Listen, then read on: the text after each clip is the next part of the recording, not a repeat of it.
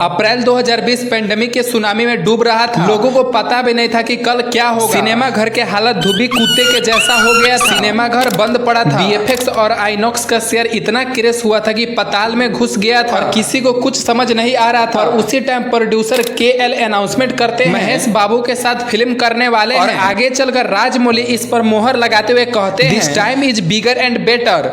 Globe trotting action adventure. Mahesh Babu, a Telugu superstar, is the hero of the film.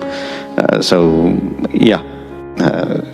bigger and better. Bigger and better. और दक्षिण के बाद उत्तर में 2021 के आसपास इंडियन सिनेमा के ज्योग्राफी को ऊपर ले जाने के लिए ग्लोबल लेवल के सिनेमेटिक बनाने के बात करते हैं। खास बात यह रहता है कि हमारे आपके हजारों पुराने ग्रंथ मतलब मर्यादा पुरुषोत्तम श्री राम की कहानी बनाने के बात करते हैं, जिसमें नामिल मल्होत्रा जैसे इंसान 4000 करोड़ लगाने के लिए रेडी रहते हैं। Money are you spending on this? What is the?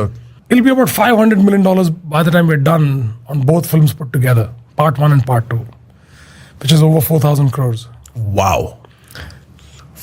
And that's incredible scale. So it's so I say it like this, I said we are making the largest film in the world for the greatest story, the greatest epic that the world should. Varanasi तो ठीक है, पर जब रामायण का teaser आया तो लोग कहने लगे आपसे बेटर उम्मीद किए थे हम। और यह मूवी के टीजर देखने के बाद सबसे बड़ा सवाल है कि यह दोनों में से कौन फ्यूचर में अपना झंडा गाड़ सकता है। और यह वीडियो थोड़ा छोटा होगा, इसलिए वीडियो को अंत तक देखिएगा, क्योंकि इंडियन सिनेमा के दो सबसे बड़े फिल्म रामायण और वाराणसी को कंपेयर करेंगे। देखो एसएस राजमौली और नामिल मल्होत्रा दोनों इंडियन सिनेमा के चैंपियन हैं, जो 2,000 करोड़ के फिल्म देकर बैठा है और ऑस्कर अवार्ड भी जीत कर बैठा है। एक तरफ दंगल जैसे 2000 करोड़ की किताब अपने नाम कर बैठा है। दोनों डायरेक्टर का विजुअल अलग अलग है। एक तरफ राजमौली जो मास्टर स्टोरी टेलिंग के लिए जाने जाते हैं, नामिल मल्होत्रा जो एक जीनियस है, और नितेश तिवारी विजुअल हमेशा ग्रेट इमोशन स्टोरी होता है। इसके बाद तिवारी जी का मकसद है कि वाल्मीकि रामायण के मिठास और मर्यादा को मेंटेन करने के लिए राजा मौली वाराणसी पौराणिक सब्जेक्ट पर फिल्म बनाते हैं, हाइप रियलिटी पर बिलीव करते हैं। इसलिए राजा मौली के मूवी वाराणसी शहर नहीं होगा बल्कि एक लाइफ कैरेक्टर होगा, हर फ्रेम में आर्किटेक्चर। मैं मानता हूं कि नितेश तिवारी जो स्टोरी टेलिंग के परफॉर्मेंस देते हैं, रामायण मूवी में उनका चैलेंज है कि लोगों को पहले से कहानी को जानते हैं, हजारों बार पढ़ चुके हैं, देख चुके हैं, उनका डायरेक्शन बेहतर होगा। रणबीर कपूर राम के रोल में और शाही पल्लवी सीता के रोल में नजर आने वाले हैं, लेकिन सबसे बड़ा सवाल है कि उनसे डीप इमोशन निकलवा पाएंगे। वाराणसी से लेकर सीता हरण एवं लक्ष्मण के मूर्छित होने पर तो ताली नहीं, ऑडियंस के आंख से आंसू आएगा। राजा मौली विजुअल स्टोरी के बाप है, अगर वो वाराणसी पर फोकस करते हैं उसमें स्पिरिचुअल से लेकर इतिहास, एक्शन और एडवेंचर सब कुछ दिखाएंगे। उनका फिल्म स्पिरिचुअल तो होगा पर बीएफएक्स के तड़का के साथ होगा। ऊपर से राजा मौली को पीक डिटेल में पीट करना मुश्किल है। और रामायण के बीएफएक्स और सीजीआई के बारे में बाद में बात करेंगे, लेकिन सबसे पहले ऑडियंस के भीतर के गुस्सा के बारे में बात करेंगे। मेकर अगर आज एड्रेस नहीं करते तो आदि पुरुष बनने में टाइम नहीं लगेगा। कहने को तो आप डीप रिसर्च कर बैठे हो, पर आप श्री राम को बिना जनेऊ को दिखा रहे हो। हम लोग बचपन में घर और पूजा मंडप में शायद ही देखे होंगे लोग। मतलब कहने का मतलब है कि आप रामायण बना रहे हो पर आपको भगवान दिखाने में संकोच हो रहा है। आप रावण को एक हीरो के जैसे दिखा रहे हो, एकदम पुष्पक विमान पर हाथ से खड़ा हुआ।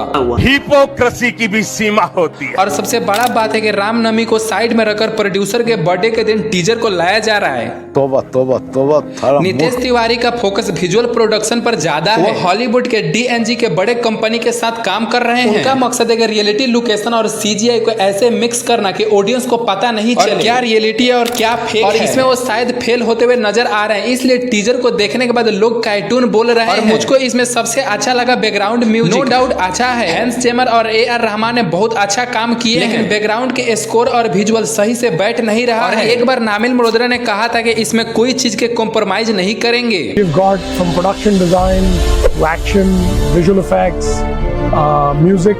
We've partnered with some of the best minds in each of these departments to make sure that everything that we create is by bringing the best experience and talent. अगर बात करें राजमौली के बीएफएक्स के, तो स्पेक्टिकल की तरह use करते हैं। उनका बीएफएक्स सटल होता है जो ऑडियंस को हैरान करने के लिए यूज करते हैं, जैसे बाहुबली के वाटरफॉल और आरआर के एनिमल। राजमौली के बीएफएक्स में वेट होता है। अगर वो वाराणसी को दिखाएंगे तो गंगा के लहरों से लेकर मंदिर के निकासी सब कुछ ह्यूमन इमेजिनरी की तरह यूज करेंगे। और वो हमेशा टेक्नोलॉजी के साथ राजमौली एक्सपेरिमेंट करते रहते हैं और विजुअल को बहुत ज्यादा सुंदर बनाते हैं। कहने तो नामिल मल्होत्रा के पास इतना बड़ा DNG company visual art company है जो 8 बार ऑस्कर अवार्ड जीता है। और वही बात है कि अच्छा मसाला से डिश नहीं बनता, अच्छा डिश एक अच्छा शेफ ही बना सकता है। देखो रामायण मूवी में 4000 करोड़ लगाया जा रहा है और यह 4000 करोड़ कहाँ लगाया जा रहा है हमको तो पता नहीं। अगर वाराणसी मूवी की बात करें तो उसका बजट 1000 से 15 करोड़ के बीच में होने वाला है। आप रामायण के टीजर को देखेगा तो आपको पता चलेगा जो स्क्रीन पर दिखाया जा रहा है वो इतना बजट के तो नहीं लग रहा है। और उसमें जब 3 राक्षस को दिखाया गया है आपको दिख रहा होगा को त्रेता युग से नहीं हॉलीवुड से बीजा लेकर आया है। राक्षस जो गेम ऑफ थ्रोन के जैसा दिख रहा है, दूसरे को देखकर लग रहा है कि लॉर्ड ऑफ राइट के भतीजा है। और तीसरा राक्षस जो राम जी के पीछे डंडा लेकर भाग रहा है, जो दूसरा राक्षस के दूर के चाचा के भतीजा है। नामिल मल्होत्रा और नितेश तिवारी के रामायण, राजा मौली के वाराणसी दोनों में स्टार पावर काफी ज्यादा है। नितेश तिवारी हर कोने से स्टार को पिक किए। रणबीर कपूर श्री राम के रोल में लिए और यश को रावण के रोल में लिए। यह एक मास्टर स्ट्रोक है क्योंकि केजीएफ के बाद यश एक आइकॉनिक स्टार बन गए। उनका स्वैग और स्टार पावर नॉर्थ से लेकर साउथ तक चलता है। और शाही पल भी सीता के रोल में और उनको साउथ के लेडी पावर बोला जाता है। सनी देओल हनुमान के रोल में गदर 2 के बाद वो स्टार पावर पीक पर चले गए। हनुमान के रोल में सनी देओल से बेहतर कोई नहीं कर सकता। अगर बात करें वाराणसी मूवी के तो उसके स्टार पावर खुद राजमौली और वाराणसी मूवी के कास्टिंग ग्लोबल लेवल पर तड़का लगाता है महेश बाबू, जो साउथ इंडस्ट्री में उनका फैन फॉलोइंग बहुत ज्यादा है। प्रियंका चोपड़ा भी बॉलीवुड से लेकर हॉलीवुड पर उनकी फैन फॉलोइंग बहुत ज्यादा है। पृथ्वीराज मलयालम इंडस्ट्री में ब्रिलियंट एक्टर और डायरेक्टर है। I've noticed with Rajamouli sir is for all the grand visuals and